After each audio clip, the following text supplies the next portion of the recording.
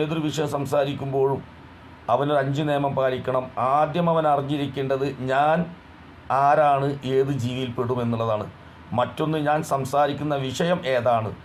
മറ്റൊന്ന്, ഞാൻ സംസാരിക്കുന്ന പദങ്ങൾ എൻ്റെ സംസ്കാരങ്ങളെ ചൂണ്ടിക്കാണിക്കുന്നതായിരിക്കണമെന്നൊരു ബോധം വേണം.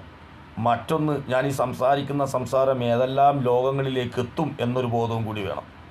അവർക്കാണ് സംസ്കാരത്തോടെ കേൾക്കുന്നവനെ റെസ്പെക്റ്റ് ചെയ്തും സ്വയം റെസ്പെക്റ്റ് ചെയ്തും വിഷയങ്ങൾ അവതരിപ്പിക്കാൻ പറ്റുള്ളൂ. നമ്മുടെ ഈ യൂട്യൂബ് ചാനലിൽ ഒരു സ്ത്രീ ഒരു പുരുഷനും ഇരിക്കുന്ന കാണാം. അവർ സംസാരിക്കുന്ന സംസാരങ്ങൾ നമ്മൾ ധരിക്കുന്ന അണ്ടർവെയറിൻ്റെ താഴെ കിടക്കുന്ന അവയവങ്ങൾ എടുത്തുകൊണ്ടാണ്. വ്യക്തികളോടും പാർട്ടികളോടും മതങ്ങളോടും വൈരാഗ്യമുണ്ടാവാം.